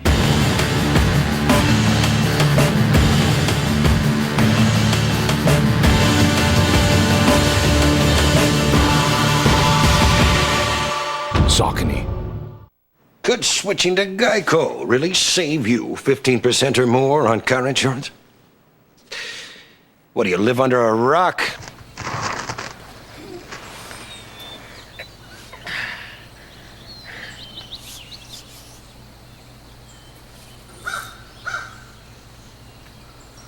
No way. Hey, Rick, check this out. Geico. 15 minutes could save you 15% or more on car insurance. Get complete coverage of all of the NCAA championships, including recaps and results from each event at ncaa.com, the official online home for all 88 NCAA championships. Drake Stadium is the venue, the 2011 Division I Outdoor NCAA Track and Field Championships. Pat Henry, the Aggies head coach out of Texas A&M. He is the architect of two of the most successful programs in track and field history. 31 NCAA indoor and outdoor titles. That's third among all-time college coaches. He built LSU into a powerhouse, 17 years as the head coach there, and has done the same with Texas A&M. 2 men's outdoor titles, 2 women's outdoor titles, with both programs, men's and women's, going back-to-back each of the last 2 years. But Henry does not have a participant in the upcoming event. Right now, Texas A&M 17th. Arizona leading the way with 20 points. And a headline event here, women's 100 meters final. English Gardner from Oregon, the collegiate leader, 11:03. Kenyatta Wilson from LSU in lane 1, and major points on the line here for the Tigers. It really is. We talked earlier about Samoy Hackett not making it to the final. She was expected to win. Kenyatta Wilson has made it to the final. She was 4th at the SEC Championships, and they are hoping for some points out of this race. Larry in lane 4, English Gardner from Oregon. Gardner ran 11.56 seconds her senior year of high school. Robert Johnson, her coach at Oregon, her freshman year this past year, changed everything about her. How she came out of the blocks, her hip reaction to a whole range of things, and her technique. The results, the fastest time in college as a freshman so far this year. And in lane 6, Kimberlyn Duncan, another entry from LSU. And they're lucky to have her here because she was not expected to make the final.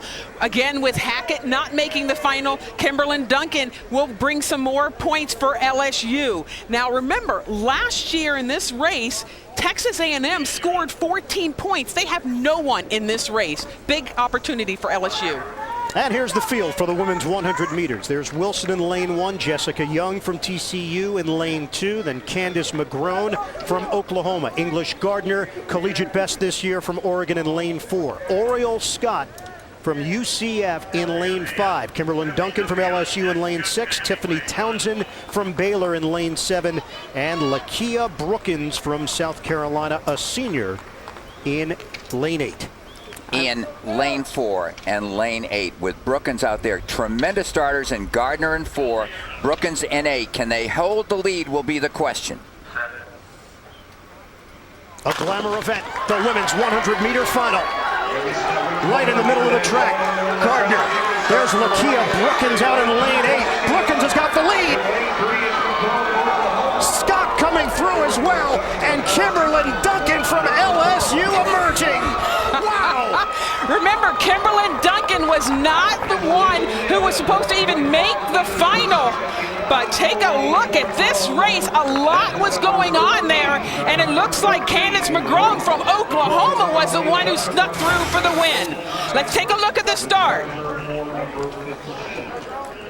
See, English Gardner in the middle of the track does get that great start that you talked about, Larry Ross, and there she is right in the center of the track with the Oregon colors. Over here, Brookins too. But Brookins also looks good, but in lane 2, Jessica Young from TCU looks good. But take a look at Kimberlyn Duncan on the outside and Candace McGrone on the inside. So much went on in this race, it's really difficult to see. You know, the shorter athletes had a tougher time. Not very tall, really, is Gardner, and certainly at 5'2" on the left of your screen is Brookins.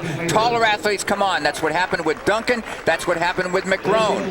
What a comeback by McGrone from Oklahoma. The junior wins it as we head downstairs and check in with Dan. All right, Candace, I said nice finish. What were you feeling like the last 20, 30 meters? You were behind with that far to go. I knew I had to kick it again because I had a bad start. So, yeah. Well, you're a national champion. In this rainy weather, it doesn't matter, does it? No, it doesn't matter. I feel really good right now. Kimberly, what's the mood of the team right now? You had some people not get through, but you made it to the finals and you're scoring. What's the mood of your team right now? We're all in a good mood. We're just happy that everyone got to where they are. And no matter what happens, we know that we're still a team, so we still have to push forward. Second place points here. Is that a surprise to you? It's a surprise. I know last year I wasn't even expected to be in this event, so for me to be here and be a finalist in All-American, that's a great feeling. All right, congratulations, both of you. Duncan is only a sophomore, and McGrone, the junior, wins out. One of the amazing things here is Duncan out of Katy, Texas, who's a sophomore, was only recruited by LSU. Everybody else missed this talent. She's got the fastest time among collegiates at 200 meters, and she took second here by 1/100th of a second in the 100. Candace McGrone, who finished second in the Big 12 championships, now finds herself a national champion. 11:08 is the official time, with Duncan from LSU getting second place points and Jessica Young finishing in third from TCU. Overall, LSU gets 12 team points out of the women's 100 meters. So a look at the finish. Candace McGrone from Oklahoma. Some questions: who won it? Kimberlyn Duncan ended up in second place out of LSU. The updated team standings: Oklahoma 28 points, Arizona with 20, and Texas just behind. Coming up, it is Florida State star Ngoni Makusha back on the track. Is it his time to shine? We'll find out.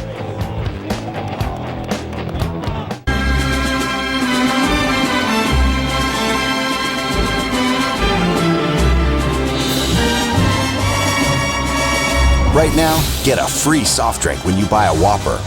Only at Burger King.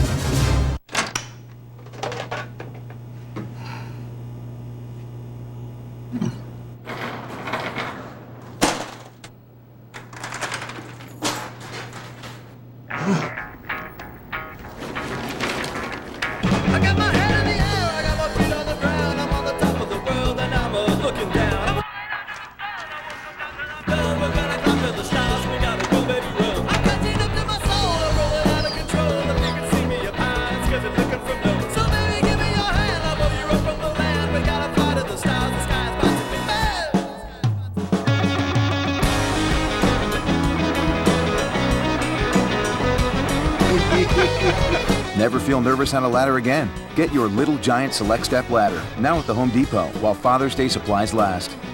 Hey, honey! I know what you can get me for... What?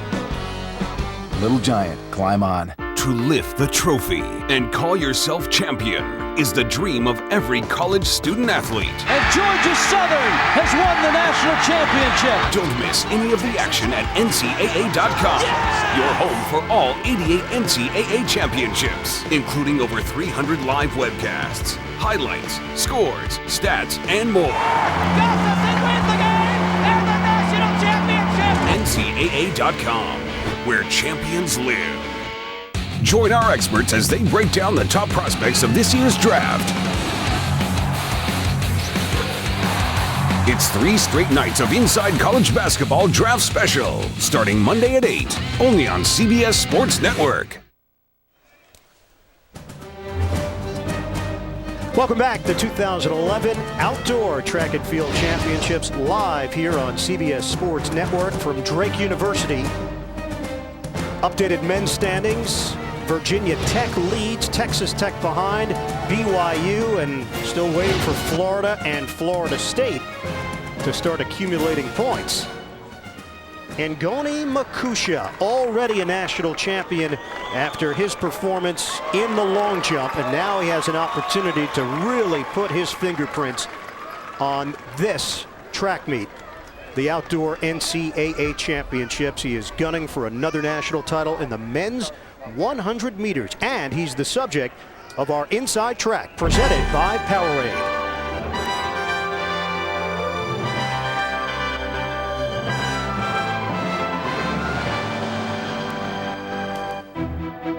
Zimbabwe is really like a typical third world country without good coaching, good facilities. I used to follow the results for NCAAs and all the other competitions. I used to see Florida State with Walter Dix, Greg Borden. It was amazing. I was just in love with Florida State. I don't have any family here. My whole family is in Zimbabwe. For me to leave everybody, the people I love, my mom, my brothers, my sister, it was very challenging. But it wasn't as bad when I got here. My coaches and my teammates really made me feel like I'm also at home. We call him Ngoni, or Goni. I mean, he's your kind of your Carl Lewis prototype, really. All of his training had been, explosion for the long jump, his weight training, everything that he did for the long jump, not sprint-specific work, really. But for so long, we've watched him sprint down the runway and go, wow, that looks fast enough to score right there in the 100, and we just opened him up in the ACCs, and he ran under 10 seconds. Just to break that 10 barrier, when most professional athletes, they train all year to try to beat that mark, and for me to do it on my first competition, it was amazing. Florida State is looking good right now. Strong people, strong athletes. We are ready to compete. It's gonna be fun.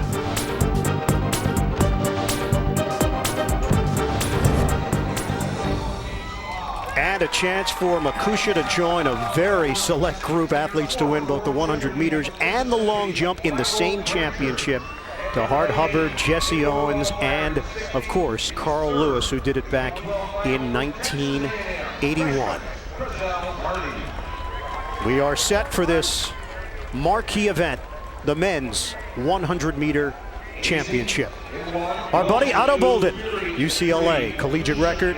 Makusha, best time this year. Let's look at the participants. Stanley Azzi from Illinois will be working out of lane 1. In lane 2, it will be Terrell Wilt from Florida. He is the SEC champion in the 100 and the emotional leader of this Florida team. He helps a lot of his guys one-on-one. How about Gerald Fury in lane 3? And he was second at the Big 12 championships this year with won 3 out of 4, was 4th in this competition last year. We've talked about Makusha. He'll be operating out of lane 4. Everything about his race in Ian is just terrific. I mean, this guy gets out of the blocks well. He has great top end speed. He finishes well. Should be a great race for him. And when he finally started running the 100 meters, 9.97.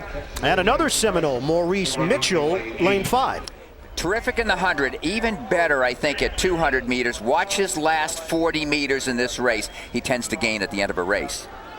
Mookie Salam from Oklahoma in lane 6. Salam was a surprise Big 12 champion, but he has a very smooth gait. Look for this gentleman also to be there at the end of the race. Out of Ole Miss, Michael Granger, an explosive starter, could be a factor here out of lane 7.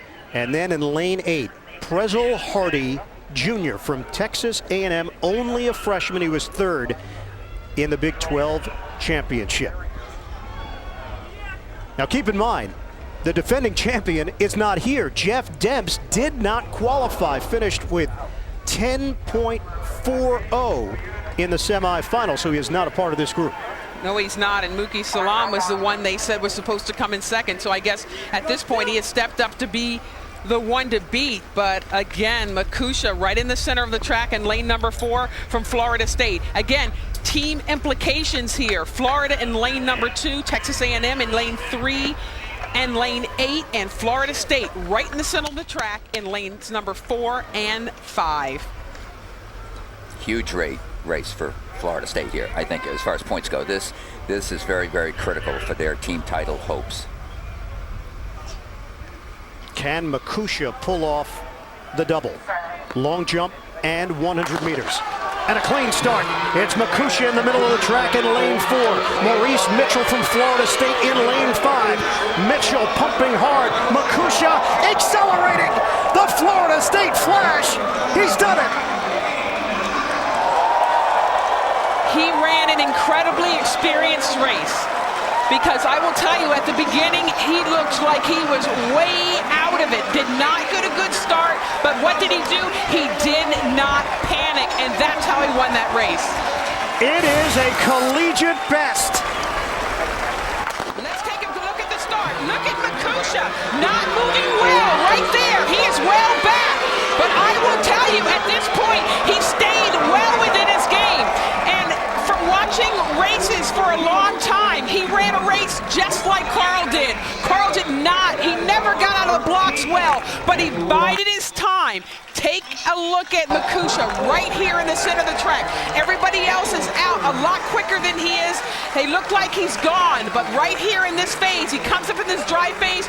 You've got Fury in front of him. You've got Mitchell in front of him. You've got Saloom in front of him, but right there, he burst out of there about 20 meters of the tape and takes the win. Nobody has better top-end speed in this race, late in the race, than does Makusha. Look at him. His time, 9.89 seconds, among the top 5 times in the world this year, and puts him 2/100ths of a second ahead of Usain Bolt's best time this year. And our friend Otto Bolden's record is history. The collegiate record is broken as we head downstairs. And Dan. And Goni, Carol Lewis upstairs said you did it just like Carl. You came on late. How'd that feel out there? It feels great, man. I don't know how to describe. I'm in shock right now. I just want to thank the Lord for giving me the strength to keep running all the way to the finishing line. I'm very thankful. Let's talk about the team title hopes. It was very important that Florida State scored well in this event. Maurice was third. What does this mean to you guys going forward from here? This is great. You know, this is what we wanted. This is the core, like what we really want as a team. I don't know, man. I'm just happy right now. You know, I don't want to lay more on you than that 989, but you know, you've just taken your place in history with Carl Lewis and Jesse Owens as one of 4 athletes ever to win the double, the long jump and the 100 meters. What does that mean to you?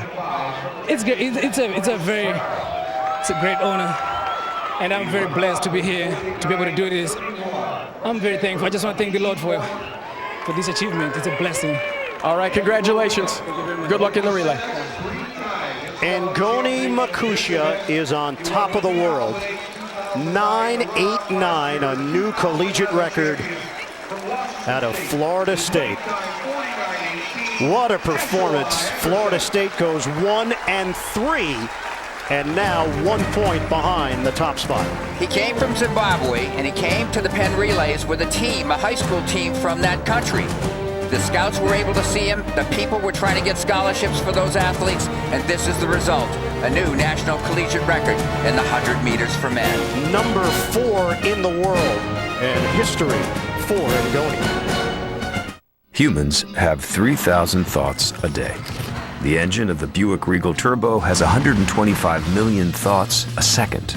Each one designed to optimize engine performance, giving you 220 horsepower and up to 32 highway MPG.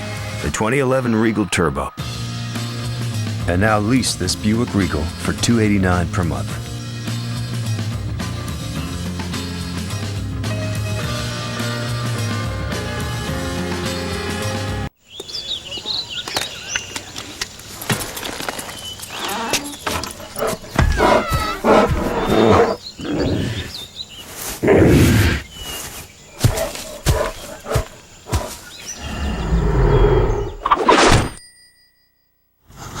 That's amazing.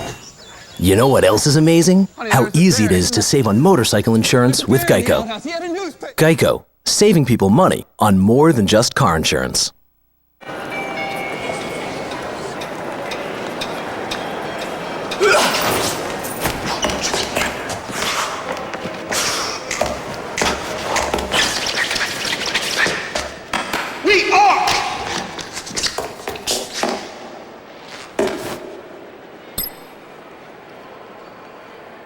Got it.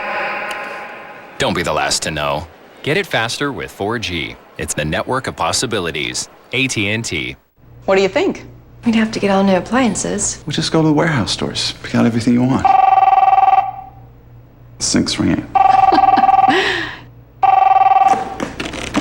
Hello? You think those guys have everything you want? Consider this your wake-up call. Only Sears has Kenmore in all 10 of the top 10 brands. The other guys don't even carry all top 3. I hope you brought an umbrella, because it's raining cold, hard facts up in here. Thinking about buying appliances somewhere else? Think again. Sears. Phone retract. Where can you find Division II's best teams? He is the NCAA Division II national champ. On the court. On the field. In the pool. In the classroom. And in the community. There are thousands of reasons why thousands of student athletes choose Division II. Watch them play all season long, only on CBS Sports Network. And now, LG presents Life's Good Moments. Well, despite the rain, life has still been good for many of the athletes here at the 2011 Outdoor Track and Field Championship, the 91st Men's Championship in track, going back to 1921, the 30th Women's Championship, which began in 1982.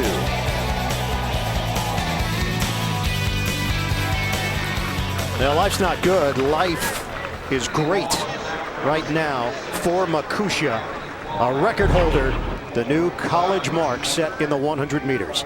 Let's update the women's team standings. Oklahoma with 28 points, Arizona in second, Texas just behind, LSU and Texas A&M, the two favorites, still waiting to put some points on the board. And on the track right now, the women's 800 meters. Susie Favor from Wisconsin, the collegiate record. And the best mark this year from Oregon, it's Ann Kesselring. And she is a part of the field, working out of lane 4. She is a 4-time teenage German junior champion, Ian, and came and was recruited to Oregon, has continued her success and improvement. So Kesselring will be one of the competitors we'll be keeping an eye on here. This race in many ways is wide open. So many women have run the 202 to 204 range here during their season, and it's up in the air. The person who usually leads here, doing it again here, Chanel Price, who was the top high school runner her senior year out of Pennsylvania. She ran 201 back then, has continued to run much more consistently right in that 202, 203, 201 range. And she has run well this year. She likes the lead. She's not afraid of towing everybody along. And team implications, Kesselring from Oregon and Charlene Lipsey from LSU, only a sophomore herself. Kate Grace from Yale in second place. Kesselring on the inside in third. Tough to lead wire to wire, it really is. Here we come up to the 400 meters, 59.59 seconds. Very solid, fast time here. Kesselring boxed in a little bit, though, right now, running in third place. Grace, the Ivy League champion from Yale, on her shoulder in blue.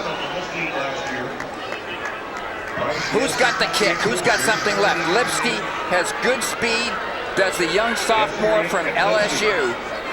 Let's see if she's got something. She's running wide here, running a few extra steps on those last couple of turns. Moving up, Leah Wallace in green from Sacramento State. She rolled her ankle yesterday in the heats of the 1,500 meters, did the lady in green. Look at this pack. This is a wide open race, as I mentioned. Chanel Price from Tennessee leading the way. Kate Grace from Yale in second place, and now Kesselring trying to make her move. Kesselring takes the lead. Kesselring trying to hold off. And to the tape, Natalia Piliosina. Oh, it was very close between Kesselring, and it will be the Oregon sophomore just inching across. The victory ironed by 1/100th of a second. Chanel Price, who did a lot of the work, it's tough to win wire to wire, comes in third. Can we get you both for a live TV interview? Right over here. And Kesselring. Look at this pack on the backstretch here. 2, 4, 6 ladies are up there. This is Kesselring, just a sophomore at Oregon. And moving up also is Piliosina from Lithuania and Oklahoma State. She bided her time back there, let everybody push the breeze aside, and made her move down the stretch. Look at her gain inch by inch, how painful it is to come so close. It hurts so much more when you lose by 100th of a second. And the international flavor. Kesselring from Germany, Piliosina from Lithuania, representing Oregon and Oklahoma State respectively. And it's the Ducks winning out as we head downstairs. And Dan. All right, Ann, with about 2:50 to go, Larry Rawson kept saying, it's anybody's race, it's anybody's race. Everybody in the field has run 2:02. What were you thinking with 200 meters left to go? I was still boxed in at that point. I was just worried that I wouldn't find an opening, but then I found one. I was like, gotta go. And I felt strong down the home stretch, even though it was hard. I don't know what to say. I'm so excited. If Oregon has a chance, it needed to start right now. A team title chance, it needed to start right now. You guys have a lot of opportunity to score points down the road. What were your thoughts, according to the team, going into today's race? We talked a lot about how we need to perform individually, and doing my best in the 800 will help the team the most. So not getting stressed out about other people, doing your own thing, and in the end it will add up to a team performance that's hopefully going to be great too. All right, with 100 meters to go, you found room on the outside. What was going on in your head with 150 to go? I still had my legs under me. I felt really good, and I was kind of boxed in with 150 to go, and had to go in the third lane. And I think that cost me like some extra time, but I PR, so I cannot ask for anything else. All right, congratulations, ladies. Thanks.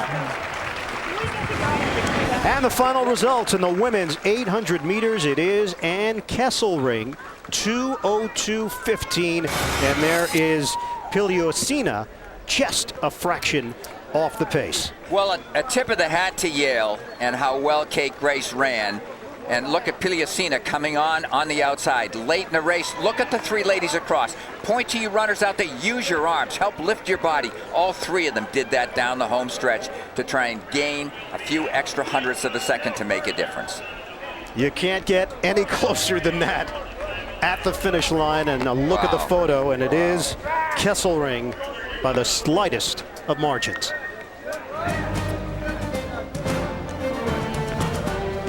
The women's 800 meters in the books. Now it's the men's turn when we come back to Des Moines on CBS Sports Network. Trouble, trouble, trouble, trouble, trouble. Trouble been dog in my soul since the day I was born. Worry, oh, worry, worry, worry, worry. When it comes to things you care about, leave nothing to chance. Travelers, take the scary out of life.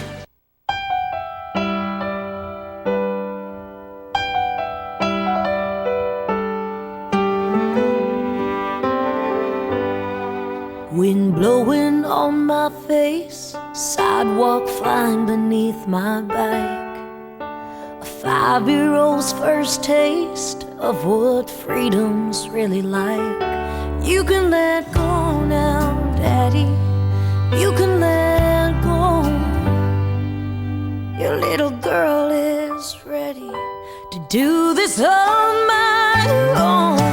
It's gonna be a little bit scary, but I want you to know I'll be okay now, Daddy.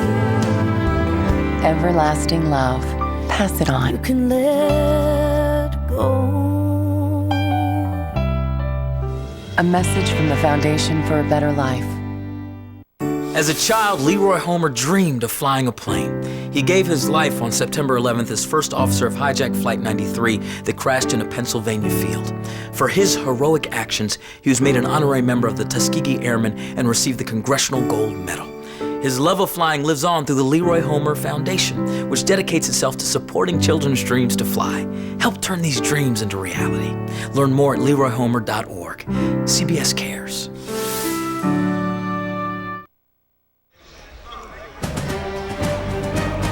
Tomorrow on CBS, final day of competition, the 2011 Outdoor Track and Field Championships. Our live coverage begins at 1 o'clock Eastern Time from Des Moines, Iowa. That's tomorrow on CBS. Team standings for the men: Virginia Tech, Florida State now in second place after their performance in the 100 meters. Texas Tech in third, and Florida is in fourth. On the track, the men's 800 meters. Corey Prim from UCLA has the best collegiate time this year, and the focus for us, Larry, will be right smack in the middle of the track with Elijah Greer, Charles Jacques, and Robbie Andrews. And that is right to left that you gave it. Jock in the middle. When he's in the race, he loves to go hard. This could be one of the best 800-meter finals, depending on how hard the pace is, that we have had here at the NCAAs in many a year. Andrews he won't take the pace. He'll sit back, and can he out-sprint them down the home stretch? And a look at the field in the men's 800 meters. Greer from Oregon, Jock from UC Irvine, and Andrews from Virginia. Jock is known sometimes to run 50 point for the first 800 meters.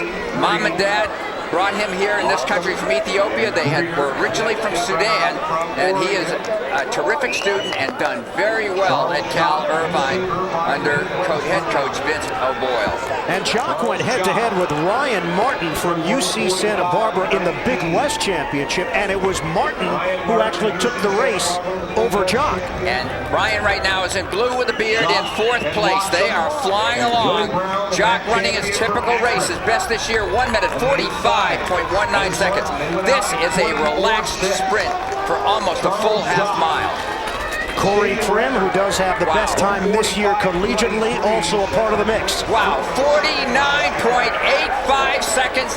It hardly ever done here in the United States, time like this. Olympians can do it at the highest levels, the top 5 in the world. Almost nobody ducks under 50 seconds. It is Jock leading the way, and Andrews is bringing up the rear from Virginia. Andrews, it's not uncommon for him to lay off that pace.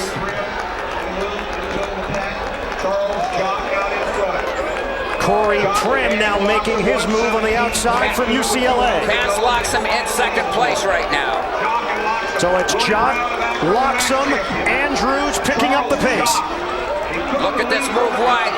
I also should point out Elijah Greer is a great kicker from Oregon. Here they come, but they've left themselves. Look at Andrews try and make it up. Robbie Andrews trying to challenge Jock, and he wins it. Oh, what a rally. Robbie Andrews from Virginia. He's done it. Sensational time, 1 minute 44.71 seconds. Robbie Andrews, tremendous high school runner coming out of New Jersey, went to the University of Virginia, where he is now, of course. He had plantar fasciitis earlier this year, missed the indoor season, and has had solid training since January. Lost about 10 pounds. He's lighter and leaner right now. Coach Jason Vigilante very happy about what he can do. Remember an old horse race years ago? If you're a horse racing fan, Silky Sullivan used to lay way back in the weeds and he'd come on and win. Look where Andrews is now. He's in the orange. Look at him make up gears. He doesn't have quite the sprint speed of some of the others, so he lays off the pace. It is his trademark. He will never take the lead in the beginning. Elijah Greer, a great high schooler, still just a sophomore in Oregon. Look at him move too. Look at the ground made up by Andrews on Jock. 2 steps from the finish line, he gets it. Robbie Andrews, his uncle, Bobby Thompson, New York Giants. The shot heard around the world in 1951 off of Brooklyn Dodger pitcher Ralph Branca, and this was the kick heard around Des Moines Ian, they are just 4 100ths of a second separating the first two, and 1 100th off the meet record set 21 years ago. Here's Dan. Robbie, how on earth do you put yourself in that position time and time again? Pin relays, NCAAs, how do you do it? Have faith in the Lord, have faith in my training, have faith in my teammates, my coach, my girlfriend. I have faith. I believe in myself. 49 seconds on the first lap. Were you worried at all? That's crazy. They came here to run, so did I. Bring it on. Take us through that last turn. With 200 meters to go, you're in dead last. Take us through that last 200 meters. All guts, man. Just ran my heart out. I didn't come here to lose. There, I have so much respect for those athletes in the final. I did not come here to lose, though. Can you even tell it's raining? No. Sweat and tears, man. Sweat and tears. That's all I feel. All right, Robbie, congratulations. Ian, that is just 16 100ths of a second off the lifetime best, the best ever for a collegian at 800 meters. Well, Robbie Andrews, wide-eyed is an understatement as it hits him that he has completed the comeback, and he has done it in tremendous time. This was one of the greatest races. We had 4 men that ran 1 minute 45.31 seconds, I believe was the 4th place time, or better in this. Tremendous stuff collegiately. Hats off to these great 800-meter runners. So it is Andrews at the tape, passing Charles Jock from UC Irvine. It looked like it was Jock's race. Instead, it belongs to the Cavalier. Robbie Andrews, a national champion in the men's 800 meters. As the rain picks up here in Des Moines, it is not affecting Andrews at all. Florida State now in front with 29 points. Virginia Tech and BYU rounding out the top 3. Andrews and Jock congratulating one another. What a race in the 800.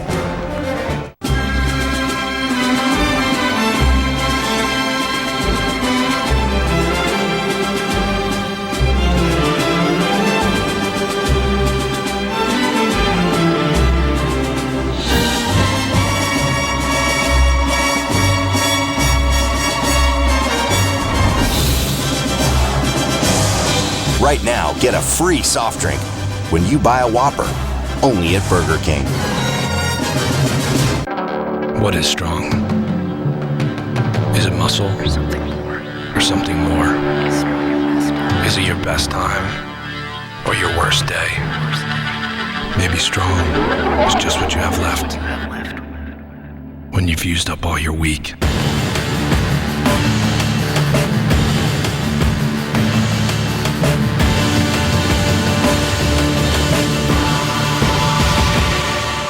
Saucony. At Bayer, we're reinventing aspirin for pain relief with new extra strength Bayer Advanced Aspirin. It has microparticles, enters the bloodstream faster, and rushes relief to the site of pain. It's clinically proven to relieve pain twice as fast. New Bayer Advanced Aspirin.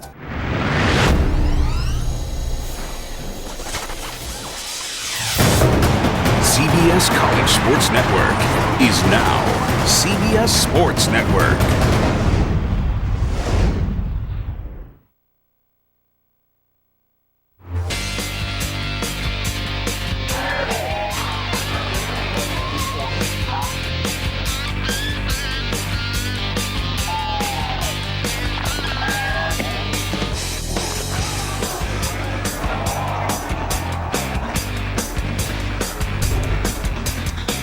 As the rain continues to come down here at Drake Stadium in Des Moines, Iowa, our coverage of the 2011 NCAA Outdoor Track and Field Championships continues. If you were not with us earlier, great storyline that developed in the Decathlon. And right now, Dan O'Brien has more details on that.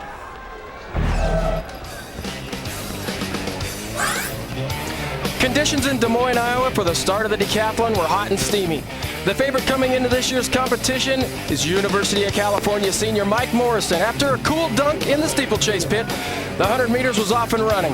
All the athletes enjoyed the fast track here at Drake University, recording personal best or close to personal best, including